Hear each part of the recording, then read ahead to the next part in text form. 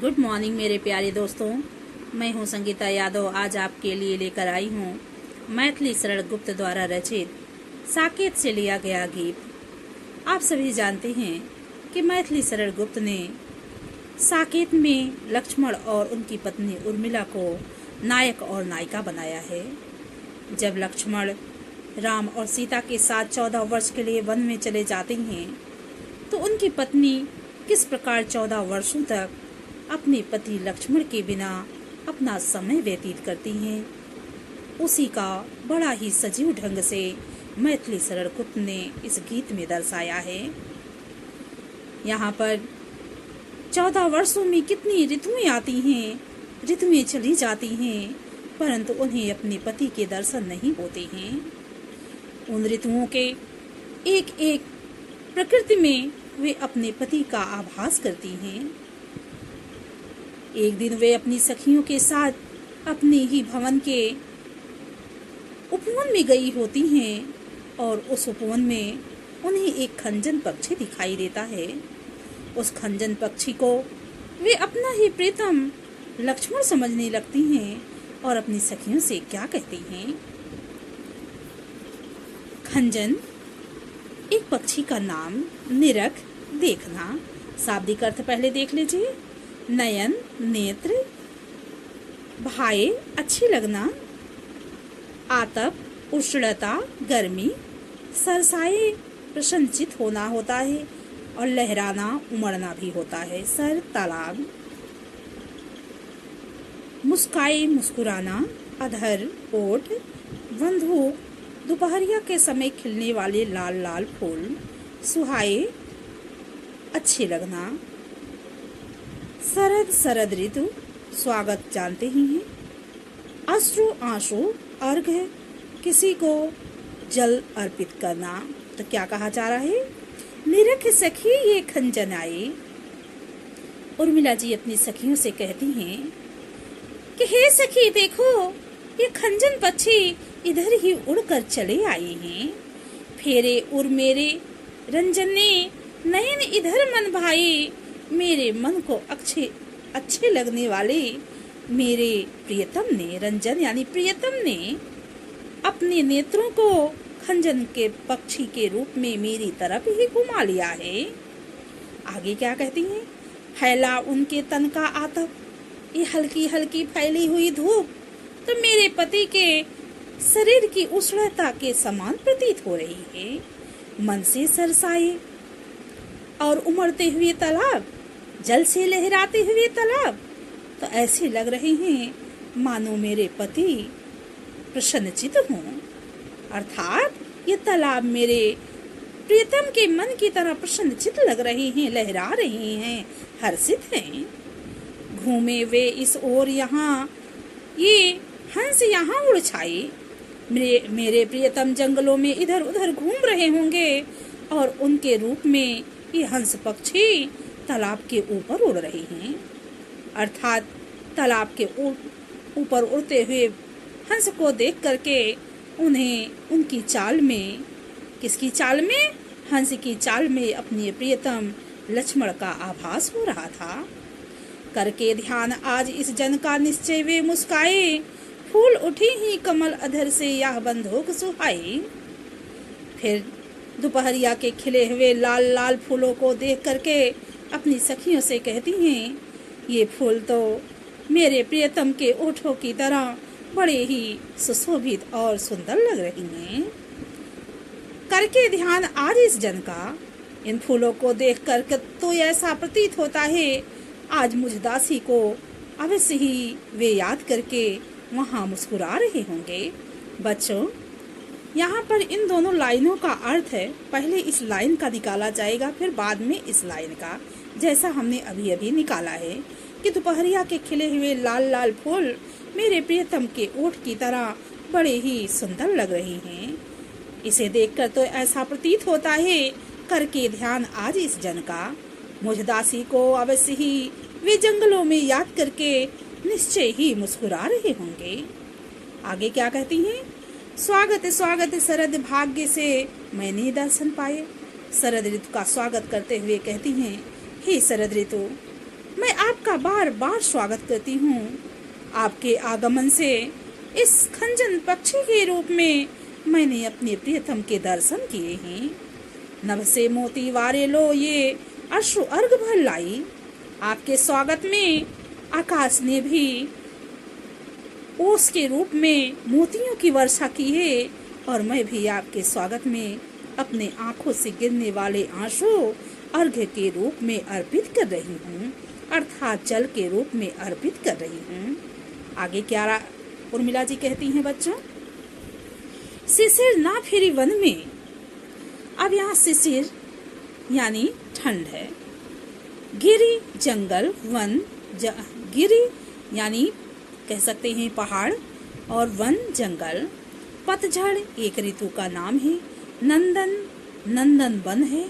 कंपन कांपना है। तन शरीर है। पांडुरता पीलापन है। आनंद मुखमंडल है। मन मानस मन रूपी बर्तन है। यहाँ मानस है भाजन, भाजन बर्तन, मानस मन। नयन नीर, नयन नेत्रों में, नीर पानी यानी जल। अब यहाँ पानी ना लगा करके आंसू कहा जाएगा। मोती सा मोती के समान। आकिंचना गरीब, मन मन।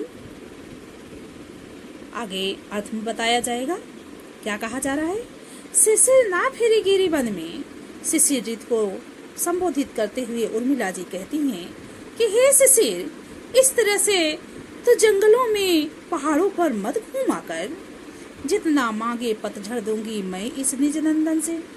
अगर तू पतझड़ के लिए जंगलों, पहाड़ों, गुफाओं में घूमा करती है तो तुझे कितना पतझड़ चाहिए, मैं अपने नंदन यानी तन रूपी नंदन वन से दूंगी। क्योंकि प्रियतम के चले जाने के बाद जिस प्रकार पतझड़ के समय नीरस और निर्जन प्रतीत होता है, प्रकृति प्रतीत होती है, ठीक वैसे भी प्रियतम के चले जाने के बाद मैं भी नीरस हूँ। मेरे जीवन में कोई खुशियाँ नहीं है। पतझड़ के समान मेरा जीवन भी सूना वन से भर गया है। इसलिए तुझे जितना पतझड़ चाहिए तो मेरे जीवन से ले ले। कितना कंपन तुझे चाहिए ले मेरे इस तन से। और यदि कंपन के लिए इधर उधर भ्रमण किया करती है तो तुझे जितना कंपन चाहिए मेरे शरीर से ले ले। क्योंकि प्रियतम के चले जाने के बाद मैं दिन रात उनके याद में कांपा करती हूँ। सखी कह रही पांडुरता का क्या अभाव आनंद में।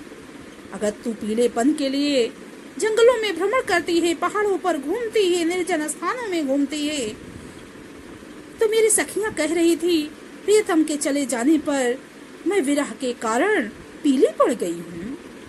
मेरा मुख पीला हो गया है। तो मेरे शरीर में पीलेपन का कोई अभाव नहीं है, कोई कमी नहीं है। जितना पीलापन तुझे चाहिए वह पीलापन तू मेरे शरीर से ले ले, मेरे मुख से ले ले। वीर जमा दे नयन नीर तू मानस भाजन में। फिर शिशिर ऋतु को संबोधित करती हैं और शिशिर ऋतु को भाई कहती हैं। हे वीर भाई, क्या कहती? हे भाई, यदि तू मेरे नेत्रों से गिरने वाले आंसुओं को मेरे मन रूपी बर्तन में जमा दे, उसे बर्फ बना दे, तो मोती सा मैं अकिंचना रखूं उसको मन में। मैं निर्धन उसे मोती समझ करके अपने मन में छिपा कर रख लूंगी। हंसी गई रो भी ना सकूं मैं अपने इस जीवन में। प्रियतम के चले जाने के बाद तो मेरे जीवन से हंसी बिल्कुल चली गई है और उनके चले जाने पर मैं रो भी ना सकूं।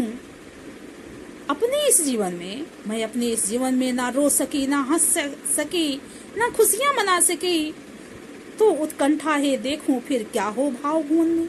मेरी लालसा है, मेरी इच्छा है कि मैं देखूं जब मेरे आंखों से गिरने वाले आंसू जम जाएंगे तो मेरी इस भाव भुवन में, भावनाओं से भरे संसार में क्या उथल पुथल होता है। अर्थात मैं अपने जीवन में जब रो भी ना पाऊं, हंस भी ना पाऊं, तब मेरे भावनाओं से भरे संसार में क्या कुछ घटना घटती है, मैं उसे देखना चाहती हूँ। तो बच्चों, आगे क्या कहा जा रहा है अगले गीत में देखते हैं। इस गीत में उर्मिला जी कामदेव को संबोधित करते हुए कहती हैं, अर्थात वसंत ऋतु के देवता कामदेव कहे जाते हैं। कामनाओं को पूर्ण करने वाले, इच्छाओं को पूर्ण करने वाले देवता कामदेव कहे जाते हैं। तो कामदेव को संबोधित करके क्या कहती हैं? जब वसंत ऋतु में उनकी इच्छाएं अपने प्रियतम से मिलने के लिए प्रबल हो उठती हैं, तब वे कामदेव को, वसंत के देवता कामदेव को, वसंत के दूत कामदेव को संबोधित करती हैं और कहती हैं, मुझे फूल मत मारो। हे कामदेव, मेरे ऊपर फूलों के बाण मत चलाइए, अर्थात अपने माया जाल में मुझे मत फंसाइए। मैं अबला बाला वियोगनी, कुछ तो दया विचारो। मैं निर्बल नारी हूँ, प्रियतम के वन में चले जाने के बाद उनके वियोग में तड़प रही हूँ, जल रही हूँ। कुछ तो दया विचारो, मेरे ऊपर कुछ तो दया करिए, मेरी काम भावना को उत्तेजित मत करिए, अर्थात मुझ पर फूलों के बाण मत चलाइए। होकर मधु के मीत मदन पटु, तुम कटु गरल न गारो। क्या कहा जा रहा है कि मदन कामदेव, मीत यानी मित्र, मधु वसंत ऋतु के, मधु वसंत ऋतु, पटु चतुर, कटु कड़वा, गरल जहर। क्या कहती हैं? हे कामदेव, तुम तो वसंत ऋतु के मित्र हो और बड़े ही चतुर हो। इस तरह से तुम मेरे ऊपर कठोर व्यवहार मत करो, यानी तुम इस तरह से कठोर मत हो और मेरे ऊपर विष मत उड़े लो। कहने का तात्पर्य ये है कि उर्मिला जी यहाँ कामदेव से कहती हैं कि तुम मेरे साथ कठोर व्यवहार मत करो, मेरे ऊपर विष मत डालो। मुझे विकलता, तुम्हें विफलता ठहरो, श्रम परिहारो। विकलता, व्याकुलता, विफलता, असफलता, ठहरो, रुको, श्रम, परिश्रम, परिहारो, त्यागो। क्या कहती हूँ? अगर तुम ऐसा करते हो तो मैं तो केवल व्याकुल हो जाऊंगी, अपने पति से मिलने के लिए बेचैन हो जाऊंगी, व्याकुल हो जाऊंगी, परंतु तुम असफल हो जाओगे। ठहरो, रुक जाओ कामदेव, श्रम परिहारो। मुझे अपने जाल में फंसाने का जो परिश्रम कर रहे हो उसे त्याग दो। ऐसा करने से तुम केवल असफल होगे, तुम्हें सफलता प्राप्त नहीं होगी। नहीं भोगनी यह मैं कोई जो तुम जाल पसारो। मैं कोई भोग विलास में युक्त रहने वाली नारी नहीं हूँ जो तुम जाल पसारो, जो मुझे अपने पति धर्म से विचलित करने के लिए अपना माया जाल फैलाए हुए हो। बल हो तो सिंधुर बिंदु यहाँ हर नेत्र निहारो। अगर तुम में इतनी ताकत है, इतनी शक्ति है, तो मेरे मस्तक पर लगे हुए सिंदूर की बिंदी को देखो। हर नेत्र निहारो, यह शिव के नेत्र के समान है, यह तुम्हें जलाकर भस्म कर देगा। रूप दर्प कंदर्प तुम्हें तो मेरे पति परवारो। यदि तुम्हें अपने रूप, अपनी सुंदरता पर इतना ही घमंड है, दर्प यानी घमंड है, तो मेरे पति परवारो, मेरे पति पर न्यौछावर कर दो, क्योंकि मेरे प्रियतम लक्ष्मण भी तुमसे कम सुंदर नहीं हैं। लो यह मेरी चरण धूल उस रति के सिर पर धारो। लो मेरे चरणों की धूल ले जाकर के अपनी पत्नी रति के सिर पर डाल दो, वह भी मेरी तरह पवित्र हो जाएगी। वो भी मेरी तरह, क्या कहती हैं, वह भी मेरी तरह पवित्र हो जाएगी, मेरी तरह पति व्रत बन जाएगी, यानी पति व्रता बन जाएगी। आगे क्या कहती हूँ, यही आता है इस मन में। आगे उर्मिला जी अपनी सखियों से कहती हैं, हे सखी, मेरे मन में बार बार यही विचार आता है, छोड़ धाम धन जाकर मैं भी रहूं उसी वन में। इस राजमहल को, धन को, वैभव को, संपत्ति को छोड़ करके मैं भी उसी वन में चली जाऊं जहां मेरे प्रियतम रहते हैं।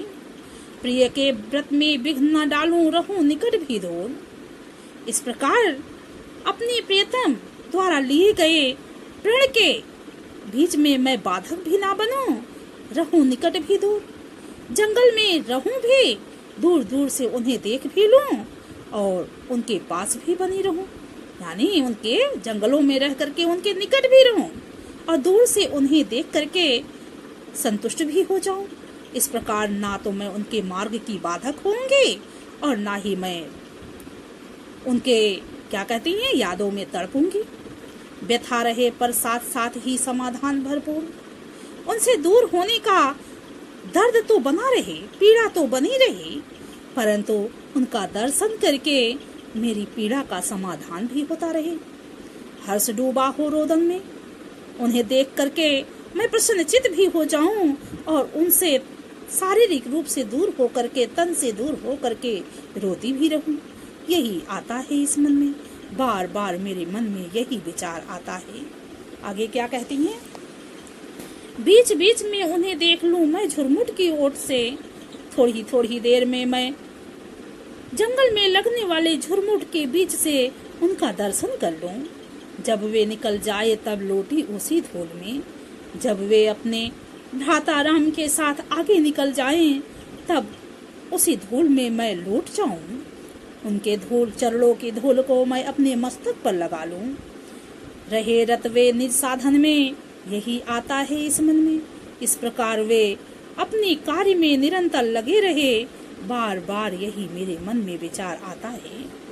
जाती जाती गाती गाती कह जाऊं यह बात, मैं जाते हुए गाते हुए संसार को यह बात बताना चाहती हूँ। धन के पीछे इस जगती में नहीं उत्पाद, यानी धन के पीछे, वैभव के पीछे, संपत्ति के पीछे इस संसार में जो उत्पाद मचा रहता है, जो उपद्रव होता रहता है, जो कला होता रहता है, लड़ाई झगड़े होते रहते हैं, ये लड़ाई झगड़ा करना उचित नहीं है। प्रेम की ही जय जीवन में यही आता है इस मन में। इस संसार में तो केवल प्रेम की ही विजय होती है। बार बार यही मन में मेरे विचार आता है। क्या कहते हैं? बार बार यही विचार मेरे मन में आता है।